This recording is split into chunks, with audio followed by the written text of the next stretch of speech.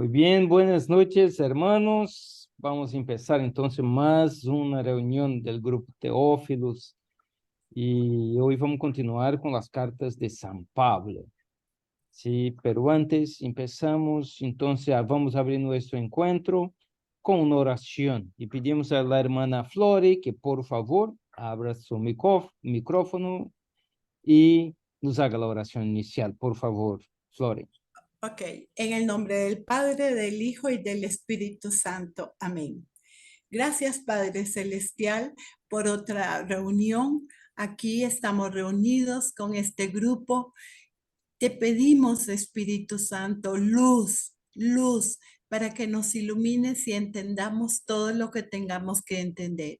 Y hoy en especial, el Día de la Virgen de Guadalupe, te damos gracias, le agradecemos tanto porque esa mamá que tenemos en el cielo es la que nos guía y nos cuida. Esa mamá que está ante su Hijo y el Hijo ante nuestro gran Padre Celestial, pidiendo por nosotros, por la humanidad entera. Te damos gracias, te agradecemos, te ofrecemos todo y pedimos paz para el mundo, paz para los hogares. Y ese Dios, ese niño santo que va a nacer, que nazca en nuestros corazones y que lo podamos entender y sea para el bien de toda la humanidad. Gracias, todo lo hemos pedido en nombre de tu Hijo, amado Jesús. Amén. En el nombre del Amén. Padre, del Hijo y del Espíritu Santo. Amén. Amén. Gracias, Flor, y gracias. Y recordaste muy bien, hoy es un día muy especial para todos nosotros latinos, ¿no? Porque la Virgen de Tepeyac es nuestra llamada la emperatriz de la América Latina. Emperatriz. Así lo es. Y tú me recordaste muy bien y me gustaría, antes de entrar en el tema, toca base con estas fiestas que nosotros tuvimos ahora reciente. Una fue la fiesta del 8. No sé si se recuerdan. De la Purísima Concepción. ¿Por qué Eh, tanta alegría? Por la concepción de María. Esto es la Concepción. ¿Y qué es la Inmaculada Concepción? ¿Qué es? ¿Quién puede decirme qué es? ¿Alguien puede decirme más o menos? O ya adelanto, ya podría adelantar. No sé si alguien me comenta qué es. ¿Qué fue la Inmaculada Concepción o qué es la Inmaculada Concepción? ¿Quién puede decirme?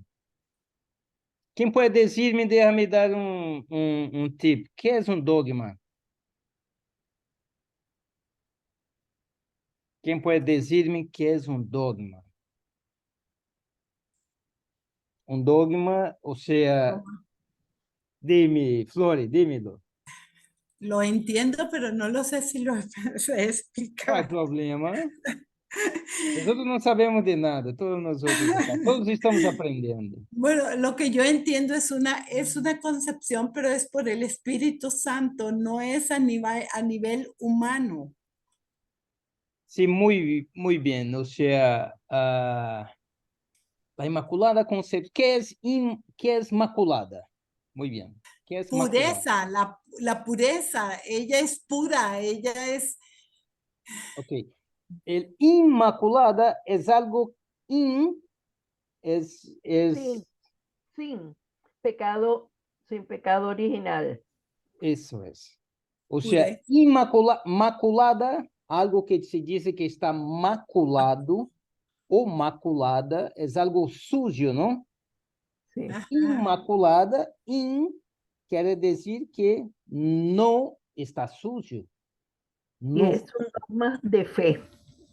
eso es. Entonces, o sea, Inmaculada Concepción. O sea, que desde su concepción fue preservada del pecado. Entonces, esto es un dogma de nuestra iglesia. Y yo preguntaba, ¿qué es un dogma? Ups, déjame pasar. ¿Qué es un dogma? ¿Qué es un dogma? ¿Qué nosotros creemos en nuestra iglesia? Hay varios dogmas. ¿sí? Que si tú buscas en la, disculpa Gloria, No, es un hecho, ¿cómo se llama? Real, que debemos creer en él. muy bien, es un hecho, es una verdad de nuestra fe, es una verdad de nuestra fe. Entonces, o sea, es una verdad absoluta, es una verdad absoluta, es una verdad de fe. ¿Y quién reveló esa verdad? Es revelada por Dios. ¿Quién la proclamó? La iglesia. O sea, nuestra iglesia la proclama a través del Papa. Y es definitiva, inmutable, infalible, irrevocable, o sea, no se puede dar para atrás, y también incuestionable.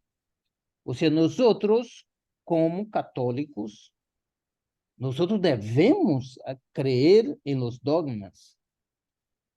Son verdades que fueron reveladas por Dios para nuestra iglesia. Por eso, nosotros de la Iglesia Católica tenemos pilares. Tenemos la Santa Escritura, pero también tenemos la tradición.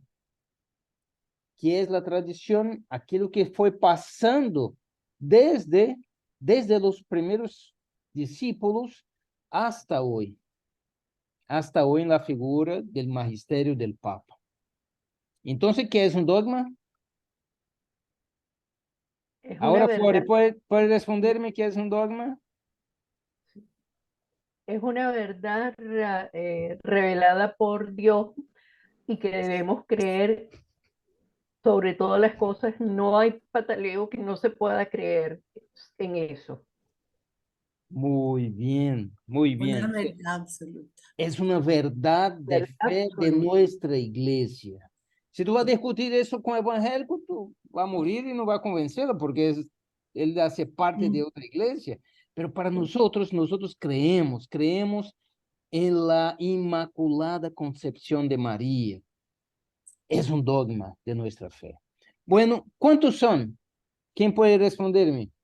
¿Y cuáles son? Los dogmas, las verdades que fueron proclamadas, reveladas por Dios y proclamadas por la iglesia son 44 al total y se divide en 8 grupos. Hay los dogmas sobre Dios, sobre Jesucristo, sobre la creación del mundo, sobre el ser humano, los dogmas marianos sobre el Papa y la iglesia, los sacramentos y las últimas cosas que van a acontecer. Entonces son 8 grupos y los 44 dogmas están ahí dentro. Para no nos extendermos mucho, vamos a hablar de los dogmas, solamente rapidito para citarles.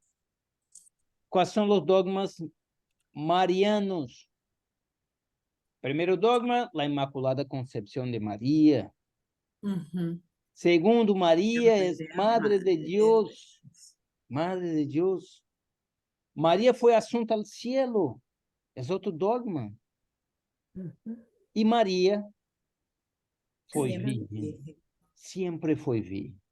São 4 dogmas marianos que é muito importante que nós sepamos, conozcamos e não questionemos. Não, muitas vezes nós, como católicos, começamos a questionar, pero por não conhecer, por não saber e por não ter a informação. Vale, não vou estender-me nos dogmas, pero los dejo aí para que possam buscar mais informação. ¿Sí? Y me encantó lo que Eugenia puso hoy en el chat, ¿no? ¿Qué es esta figura? ¿Qué es? ¿Qué me dice, Flori? Déjeme ver, es la Virgen de Guadalupe, la emperatriz de América. Muy bien, ¿qué la pintó? Es una imagen, ¿no? Sí, Porque si Dios. nosotros tenemos tantas imágenes de vírgenes, pero siempre sabemos, alguien la pintó, muchas veces sobre la orientación, pero ¿qué pasa con esta Virgen de Guadalupe? ¿Quién la pintó? Mire, hoy fue interesantísimo porque dijeron de estudios que se habían hecho. Cuando usted pinta algo en la tela, se penetra en la tela y científicamente descubrieron que está en el aire. No se penetró en la tela. Es impresionante.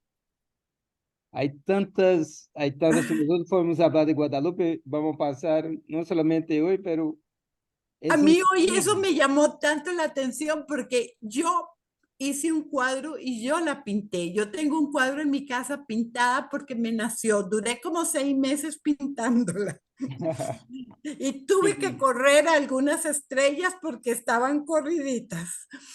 Y, pero hoy cuando yo decía, de verdad, yo la pinté, pero si empiezas a leer todo sobre ella, es tan lindo, es es increíble. impresionante. Porque, o sea, esa pintura fue entregada a San Juan Diego, al A indio, Juan Diego, sí. al indígena azteca, o sea, fue entregada en las manos de él.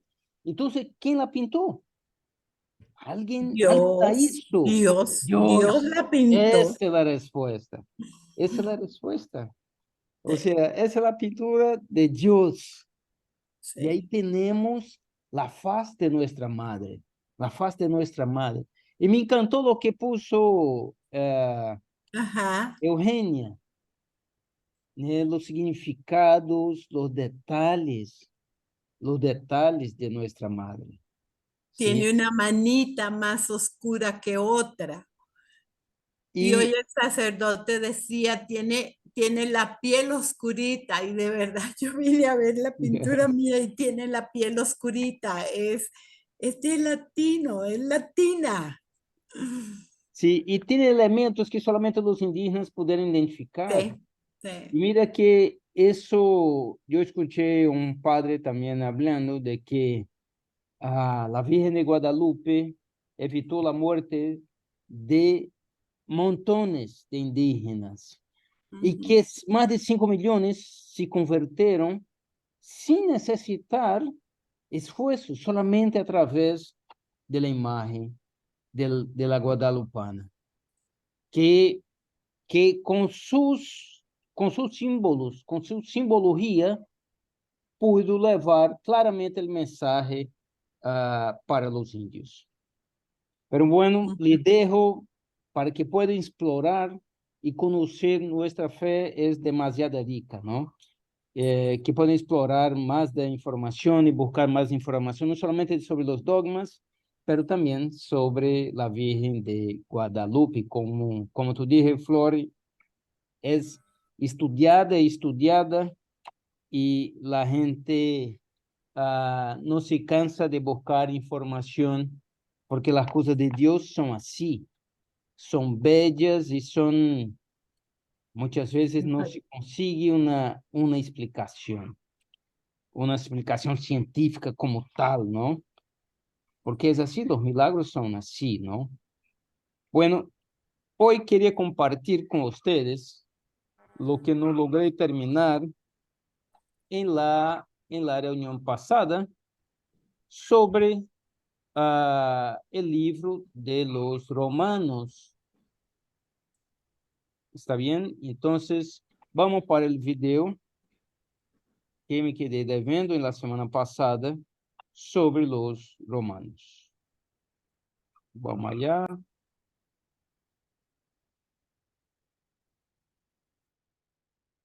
La carta de Pablo a los Romanos es una de las cosas más extensas e importantes que fueron escritas por el hombre anteriormente conocido como Saulo de Tarso.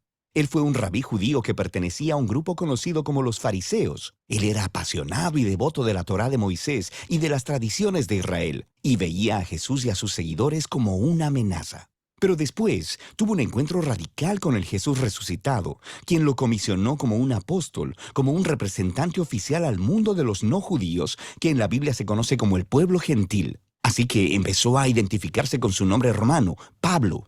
Viajó alrededor del antiguo imperio romano contándole a la gente acerca de Jesús, el Rey resucitado.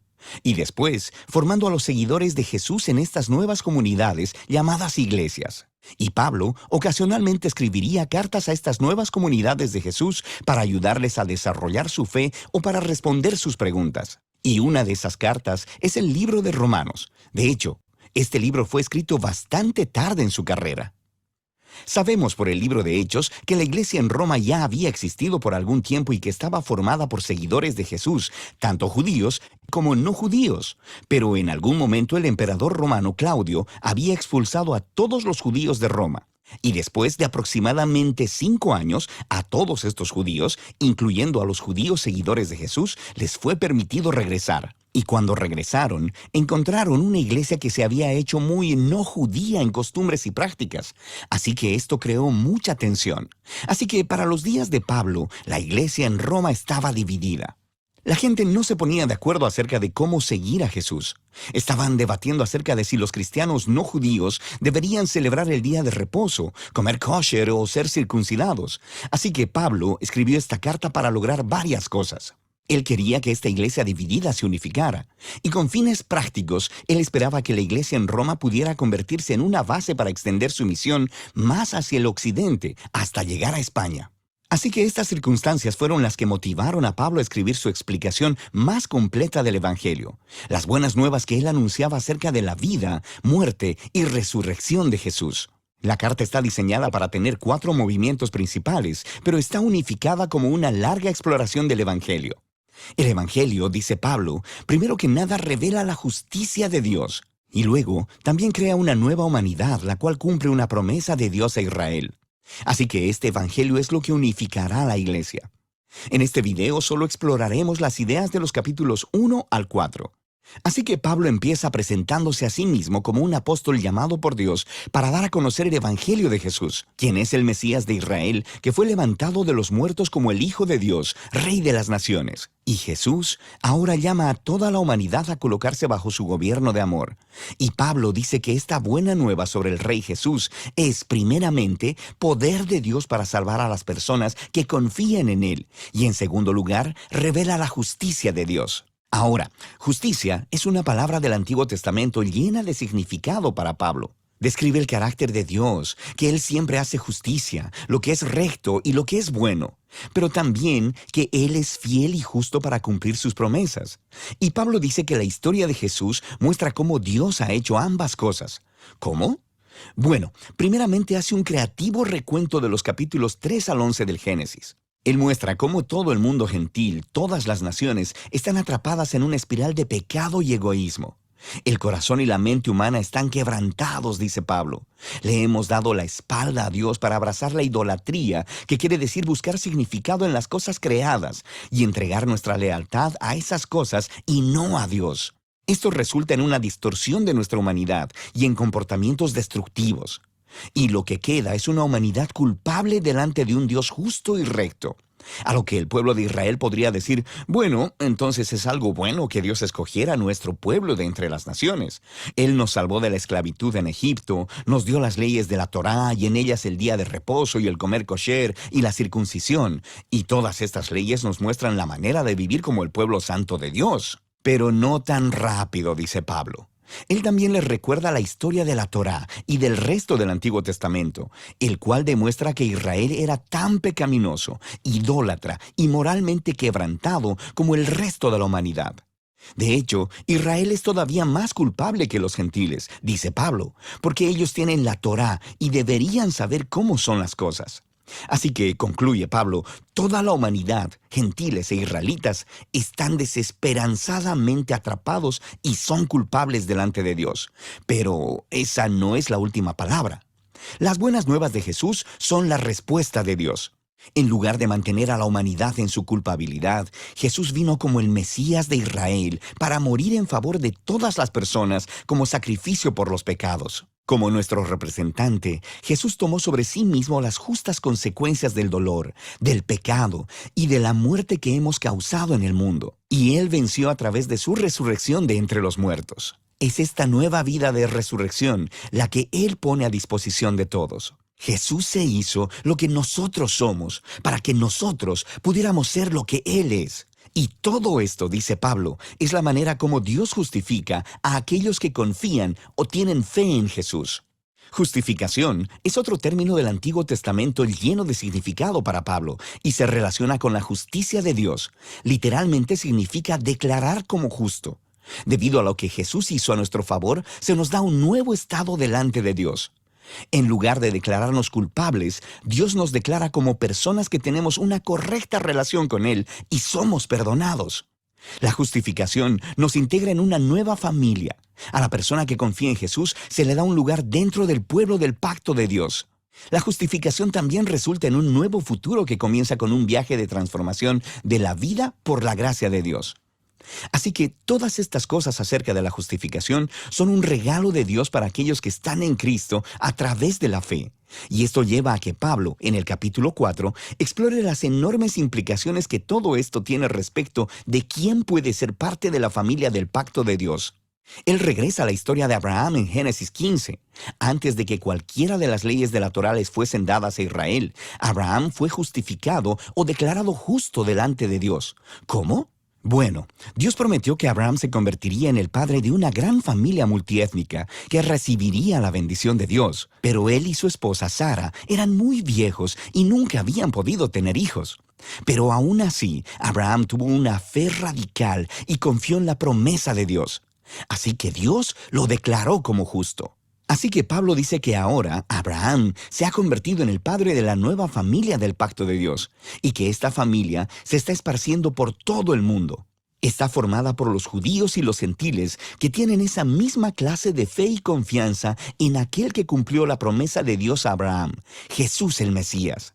Así que hagamos una pausa y resumamos las ideas principales de Pablo aquí en los capítulos del 1 al 4, porque estas son el fundamento para entender el resto de la carta.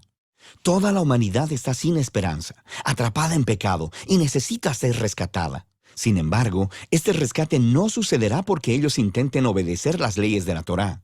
En lugar de eso, el carácter justo de Dios le ha movido a rescatar al mundo a través de la muerte y resurrección de Jesús, de modo que Él pudiera crear esa familia multiétnica de Abraham basada en la fe como su nuevo pueblo del pacto.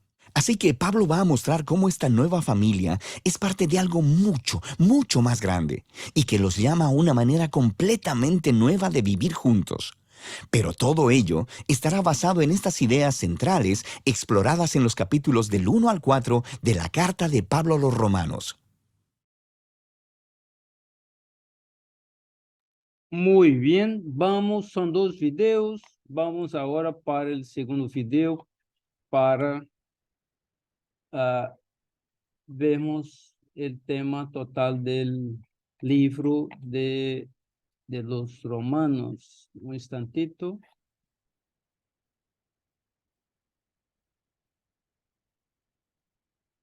¿Escuchan bien, sí? Sí.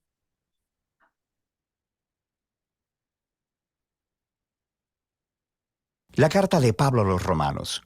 Mira el primer video, donde exploramos quién era Pablo, por qué escribió esta carta y donde trazamos las ideas centrales de los capítulos 1 al 4, que toda la humanidad está sin esperanza, atrapada en pecado y necesita ser rescatada, y que este rescate no sucederá porque las personas traten de obedecer las leyes de la Torá.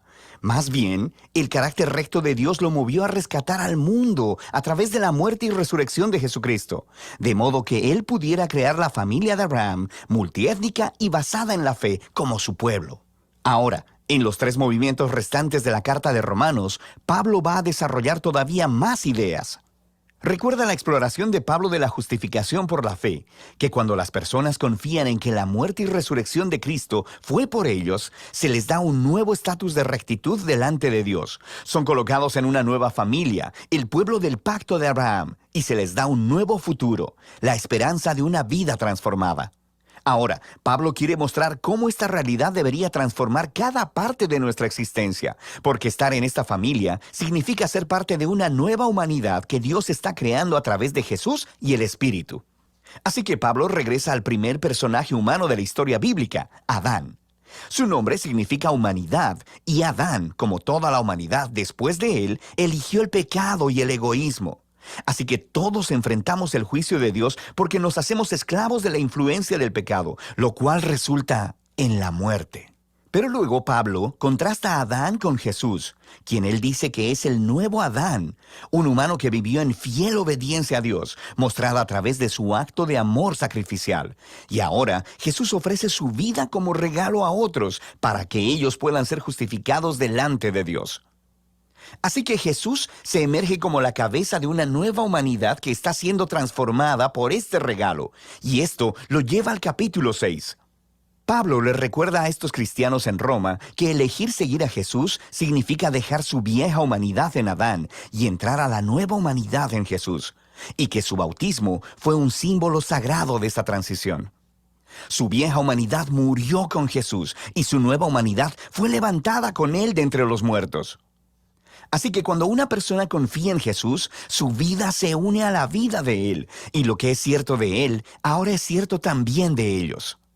Es cuando las personas aceptan su identidad como humanos en Jesús, que son liberados para convertirse en humanos verdaderos que realmente pueden amar a Dios y a su prójimo. Ahora, si crear esta humanidad siempre fue el propósito de Dios, pregunta Pablo en el capítulo 7, ¿cuál fue el punto de Dios entregando la ley, en hebreo la Torá, a Israel? Una nota al margen. Cuando Pablo utiliza esta palabra, ley, a veces él se refiere a la historia y el mensaje de los primeros 5 libros de la Biblia. Pero en otras ocasiones se está refiriendo más específicamente a los cientos de mandamientos dados a través de Moisés que se encuentran en la Torá.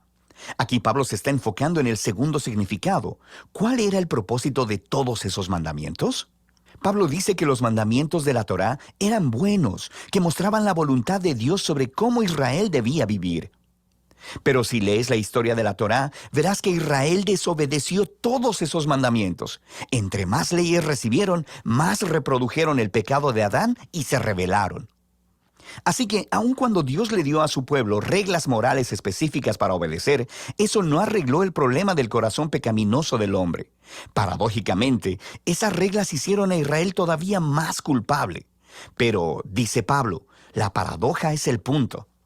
El objetivo de Dios era dejar muy claro que la maldad había secuestrado el corazón del hombre y que la Torá, por buena que sea, no podía hacer nada al respecto. Pero Pablo dice en el capítulo 8, la solución llegó en Jesús y el Espíritu. Y es así como los mandamientos de la Torá actuaron como una lupa, enfocaron el problema de la condición humana en un solo lugar, en el pueblo de Israel. Pero ahora, el representante de Israel, Jesús el Mesías, ha pagado por y lidiado con todo ese pecado a través de su muerte y resurrección. Y ahora, Jesús ha enviado su Espíritu sobre esta nueva familia para transformar sus corazones, para que ellos verdaderamente puedan cumplir el llamado de los mandamientos de la Torá, de amar a Dios y a su prójimo. Y hay más. La renovación de Dios de los seres humanos es el primer paso de su misión más grande, rescatar y renovar toda la creación, haciéndola un lugar donde su amor tenga la última palabra. Ahora, puedes ver cómo los capítulos del 1 al 8 son un largo hilo de pensamiento. Pero esto hace que surjan otras preguntas. Si todo esto fue el propósito de Dios, ¿cuál es el estatus actual de los israelitas que no reconocen a Jesús como el Mesías? ¿Cómo esta historia cumple las promesas de Dios para ellos? Pablo comienza el capítulo 9 con su angustia personal sobre sus compañeros israelitas, que no ven a Jesús como su Mesías. Y esto lo lleva a reflexionar en el Israel del pasado a partir de la historia en el Antiguo Testamento. Y él nos recuerda que simplemente ser un israelita étnico, un descendiente físico de Abraham, nunca hizo de nadie automáticamente un miembro fiel de la familia del pacto. Pablo nos muestra cómo Dios siempre ha seleccionado a un subgrupo de la familia de Abraham para llevar la línea de la promesa. Y su punto es que ahora la línea de la promesa es adelantada por aquellos que siguen a Jesús. Él nos recuerda que por un largo tiempo, personas dentro y fuera de la familia de Abraham han rechazado la voluntad de Dios. Él nos recuerda la historia de Israel, el becerro de oro y la rebelión de Faraón. Él nos muestra cómo Dios fue capaz de orquestar eventos para que el rechazo del pueblo egipcio hacia él lograra sus propósitos redentores. Así que, en el capítulo 10, Pablo cambia su enfoque al Israel del presente. La razón por la que muchos israelitas rechazan a Jesús es porque ellos están basando su relación de pacto con Dios en su desempeño respecto a los mandamientos en la Torá. Y muy tristemente, no reconocen lo que Dios ha hecho a través de Jesús para crear una nueva familia de pacto basada en la fe. Así que Pablo pregunta en el capítulo 11, ¿cuál es el futuro de Israel? ¿Ha rechazado Dios a su pueblo? No, dice él. Hay muchas personas judías, como yo mismo, que reconocemos a Jesús como nuestro Mesías, pero hay muchas que no. Pero Dios fue capaz de usar el rechazo de ellos para cumplir sus propios propósitos. Su rechazo causó que el Evangelio se esparciera aún más rápido y más lejos dentro del mundo gentil, haciendo la familia de Abraham aún más grande y multiétnica. Pablo describe a la familia del pacto de Dios como un gran olivo y que los rechazadores de Jesús han sido arrancados, por así decirlo, y estos gentiles son como ramas salvajes que han sido injertadas en el árbol familiar. Sin embargo, dice Pablo, un día Jesús será reconocido por su propio pueblo. No nos ofrece detalles de cómo. Pablo simplemente confía en el carácter de Dios y en la promesa de que Él no abandonará a su pueblo del pacto, lo que transiciona hacia la sección final del libro, los capítulos del 12 al 16. Pero no olvides el gran panorama. Debido a su fe en Jesús, los judíos y los gentiles ahora están juntos en la familia de Abraham. Esa nueva humanidad que está siendo transformada por el Espíritu de Dios, y así Dios está cumpliendo sus antiguas promesas. Por lo tanto, la única respuesta razonable es que estos cristianos judíos y los no judíos sean unificados como la iglesia. Los capítulos del 12 al 13 nos muestran que esta unidad vendrá de un compromiso de amar y perdonarse los unos a los otros. El amor se pondrá de manifiesto cuando todos, usando sus diversos dones y talentos, se sirvan unos a otros en la iglesia. Y también significa humildad y perdón. Cuando estos grupos étnicos y culturas diferentes se unen en Jesús, el conflicto es inevitable. Y esto solo puede vencerse a través del trabajo duro, del perdón y la reconciliación.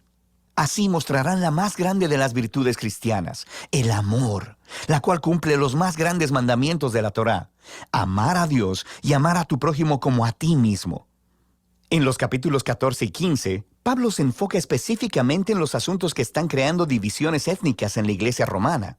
Estas son disputas acerca de las leyes de alimentación judías y del día de reposo. Y Pablo dice que estas prácticas no definen quién está dentro y fuera de la familia de Dios.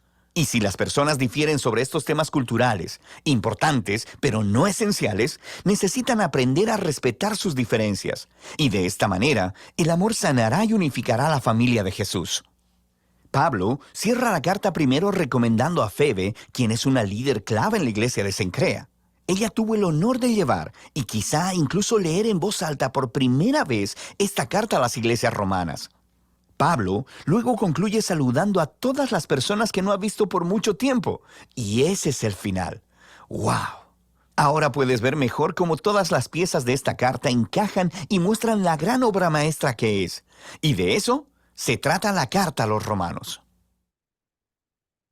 Muy bien. ¿Qué les pareció? Espectacular. En administración de empresas. Perdón. Envía facturas. Administra. Ups. Sí, sí quedó prendido. ¿Qué les pareció? Excelente, Rubens. Es Es como interesante. tan activa la explicación, ¿verdad? Y como tiene esta gráfica increíble, y cómo me gusta mucho la forma de explicar por pasos, por capítulos, ¿verdad? Cómo va uno entendiendo, y cuando uno lee, cómo hay que traer esa pues la palabra al día de hoy, ¿verdad? Con tantos hermanos también inmigrantes en el país, que uno ve a veces situaciones y se pueden prestar para juzgar, y es bonito que siempre pongámonos, o sea, tener esa empatía y seguir esta enseñanza, ¿verdad? De la humildad y del perdón y del amor de Dios, que es para todos, y que siempre no nos basemos solo como en en cumplir las leyes como si fuera solo una cosa moral, ¿verdad? O sea, porque las virtudes y valores, son, o sea, no son negociables, ¿verdad? Y a veces uno los quiere adaptar a, como decir, a cierta realidad, ¿verdad? Entonces, este, es muy, muy interesante esta parte. Sí, tú tocaste algo interesante, incluso que finaliza la explicación hablando exactamente de eso, la importancia del amor. Sí, que no nos percamos en los detalles, en las peleas por detalles de que la comida, que no sé qué, y porque, o sea, eso fue lo que pasó inicialmente, ¿no? Claudio, el emperador, expulsó a todos los judíos que eran cristianos y los, obviamente, a todos. Ahí estaban los cristianos y los no cristianos, ¿no? Los judíos propiamente ditos. Pero allá en Roma, los gentiles se quedaron. Ujú. Los gentiles cristianos se quedaron. Se quedaron y continuaron con la iglesia.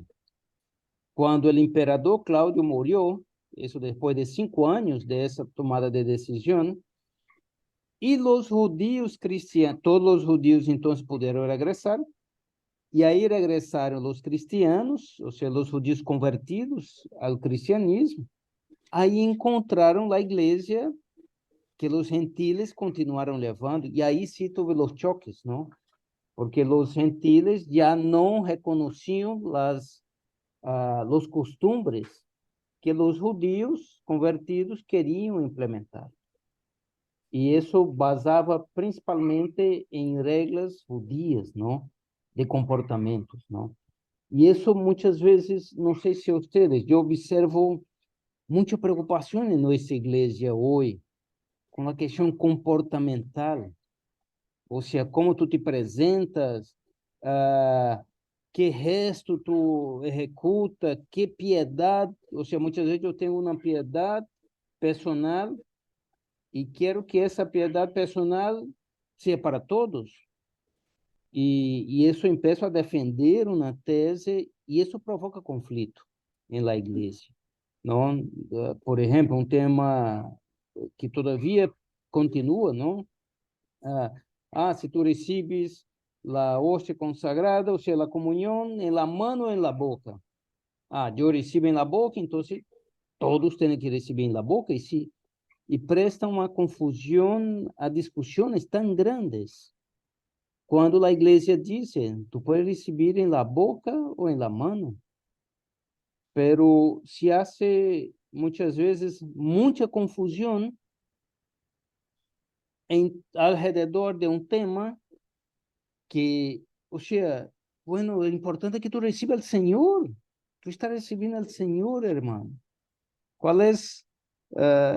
Si tú recibes de rodilla o si tú recibes en pé, no todos tienen que recibir de rodilla. Espérate. Aquí, ¿cómo está tu corazón? Eso es lo importante. ¿Cómo está tu corazón, hermano? ¿Cuál es el amor? Tú tienes el amor, tú tienes la caridad. Mira, le comparto que ese fin de semana, ese domingo, viví una experiencia increíble con las Hermanas de la Caridad.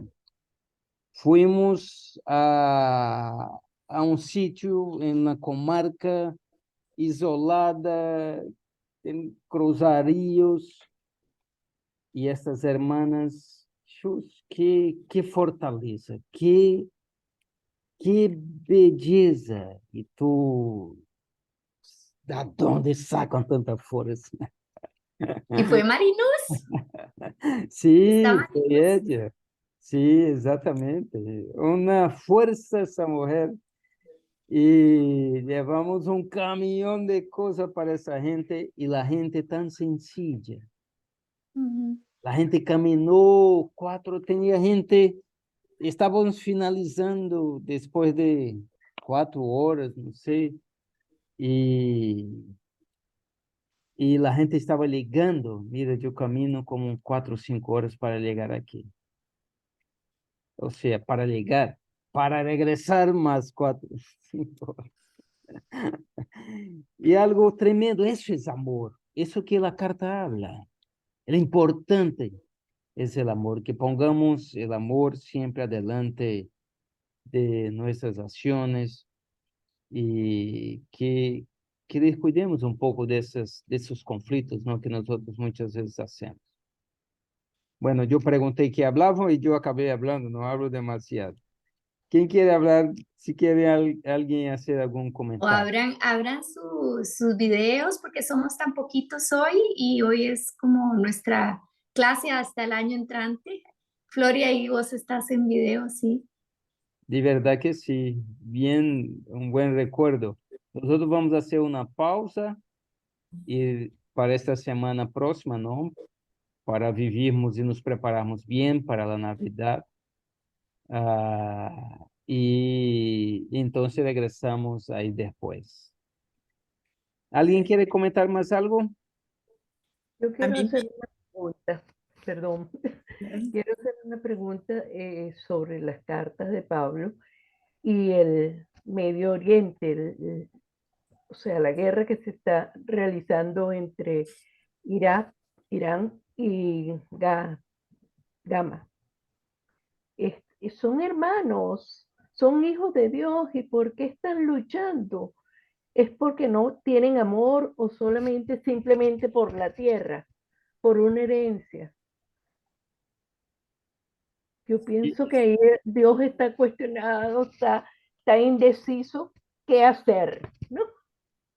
Aunque Él sabe más que nosotros y se puede decir, bueno, esto va a pasar, pero las muertes son terribles, la cantidad de muertos de un lado y del otro, y los bombardeos y todo eso. A mí eso me preocupa mucho. No Así sé si es, hermano. Así es. A nosotros todos, porque de esta guerra, o sea, de cualquier guerra, ¿no? Ah, cualquiera. sale todo que es mal, es como el Papa Francisco dice, la guerra es una locura, ¿no? De verdad son hermanos, o sea, están ahí la guerra es entre Israel y el Hamas, que es el grupo terrorista, ¿no? Ah, Sí, ah, que hizo aquella locura de matar tantos israelíes y 1.400, o sea, personas secuestradas, mataron un pocotón y secuestraron otros que ahora están en la franja de Gaza, ¿no? Y bueno, esa guerra trae, si tú siglos. ves, siglos, ciclos de peleas, ¿no? Es la historia de la humanidad. Es El la ser humano, historia. por el pecado, somos autodestructivos.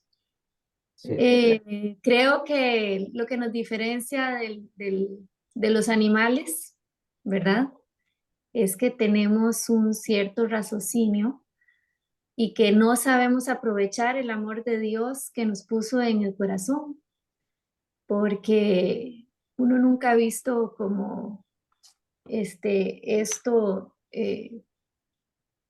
digamos, en los animales siempre a nivel ya hablando biológicamente, ¿verdad? Siempre va a haber un macho alfa, diferentes grupos, pero el ser humano se autodestruye al libremente elegir vivir sin amor, sin poner, digamos, aunque en el mundo, ¿verdad? Hay diferentes religiones. Nosotros creemos en Jesucristo y sabemos por fe que estamos salvados por su amor y su espíritu. Pero no por eso tampoco vamos a juzgar a personas de otras religiones, sí, ¿verdad? Entonces, esos conflictos entre hermanos, porque todos somos hermanos, seres humanos, es por la falta de amor y el querer tener más poder unos sobre otros. Pero esa es la historia de la humanidad. Esta guerra es ahora, después vendrán otras Otras. y así será. Entonces, lo que uno tiene que hacer, ¿verdad? es seguir como dicen, ¿verdad? Estaba hablando Rubens de los dogmas, de lo que creemos y con mucha fe, con mucho amor. Si eso es lo que podemos hacer de nuestra vida lo mejor que podamos y tener y vivir siempre con esperanza, con caridad y con fe, que son las virtudes teologales, ¿verdad? Porque también hay otro tipo de virtudes que uno puede cultivar, pero es como ahora que Rubens nombró a las hermanitas de la caridad, una cosa es hacer, por decir, yo tengo dinero y voy a donar algo, ¿ok? Eso es filantropía. Pero si uno pone el corazón, el amor, se transforma el mundo, aunque sea un pequeño acto. Y eso es lo que, bueno, eso es como lo que yo más o menos creo y comparto, pero doña Gloria, no, uno no entiende la guerra, por eso estamos acá, para ser mejores hermanos y estar en oración y rezar por este conflicto, porque así es. Es solo lo que nos queda, pedir mucho a Dios por ello. Así es, doña Gloria. Pero usted con esperanza descanse en paz, rece y duerma. Sí, Tranquila. no hay, eso nos deja nerviosos, sí, y de verdad, es bueno saber, pero yo les recomiendo que no vean los videos, hay videos circulando en las redes sociales que presentan de forma muy cruda la guerra. Entonces, les recomiendo que yo mismo vi algunos y me choqué, me quedé varios días muy mal. Entonces, eso no es bueno. O sea, tenemos que cuidar de nuestra salud mental, ¿no? Y, y eso que está circulando en las redes sociales, por favor, yo les recomiendo, nos quedamos en la oración, oremos por esa gente, ¿sí? Pero no entremos en a vivir esta guerra, porque senão, Chuleta, não vamos nem conseguir orar, porque nos ponemos, eso nos pone nerviosos y de verdad muy, muy mal. Y dejamos entrar el miedo y se crea un morbo. Es un poco morbo, ¿verdad? Cuando uno ve muchos sucesos, entonces a veces es como también hasta una tentación entrar en ese círculo. Entonces, como dice Rubens, eh, tratar de cortar eso de una manera, ¿verdad? Pero con mucho amor y sentirnos muy queridos por Dios, ¿verdad? Porque yo lo que siento, vea, el fanatismo destruye el amor. Es verdad. Ese fanatismo por tonteras que a veces ni ellos saben por qué pelean, es solamente la destrucción del amor. Es exactamente, si lo vemos así cruelmente en este momento, es las mismas discusiones de lo que podían comer en la época con Pablo. Ahora son las mismas discusiones y es la división del amor de Dios.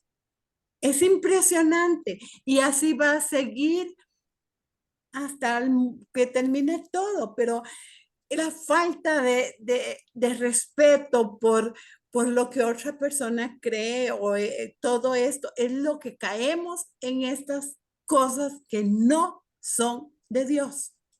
Así lo es, hermano, así lo es. Pero bueno, Rubén. entonces, sí. No, que muchas gracias por el video. Ah, La clase. Fue yo iba a maravilloso. pedir a Marta que haga una pequeña oracioncita para finalizarmos Exacto. entonces el día de hoy. Por favor, Marta. Una pequeña oracioncita. Está en silencio. Sí. Ahora sí. No, yo también quería hablar que me encantaba cómo el Señor le dio esa gracia a Pablo, ¿no?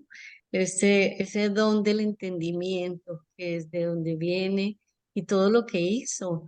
Entonces yo digo que lo que nosotros podemos desear es que nos regale esa gracia también a nosotros para ser esos fieles apóstoles del Señor, por medio de su Espíritu Santo. Entonces, bueno, en esta noche tan linda que hemos tenido con todos esos aprendizajes, que el amor del Señor entre en nuestros corazones, que realmente Él renazca de nuevo en nuestras familias, llenándolas de paz, llenándolas de amor y a disfrutar en familia todo este tiempo tan lindo que vamos a tener. Entonces, yo no sé si de pronto rezamos un Padre Nuestro para este momento, que lo podemos rezar. Padre nuestro que Padre estás nuestro en el que estás en el cielo, cielo, santificado sea sea tu tu nombre. nombre. Venga Venga a a nosotros nosotros tu tu reino. reino. Hágase Hágase tu tu voluntad, voluntad, así en la en la tierra tierra como en el como en el cielo. cielo. Danos hoy nuestro pan de cada día. Perdona nuestras ofensas, como también nosotros perdonamos a los que nos ofenden. No nos dejes caer en tentación y líbranos del mal. Amén. Y a nuestra Madre María, está en el cielo acompañándonos, cobijándonos con su santo manto, pues hoy le queremos, bueno, cantar el Happy Birthday de esta Nuestra Señora de Guadalupe, que nos siga cubriendo con su santo manto. Amén. Dios. Amén. Buenas Amén. noches. Buenas Feliz noches, Navidad. hasta Del Hijo y luego. del Espíritu Gracias. Santo, feliz Navidad y feliz año. Que Feliz estén Navidad, bien. hermanos. Gracias. Chao. Ya,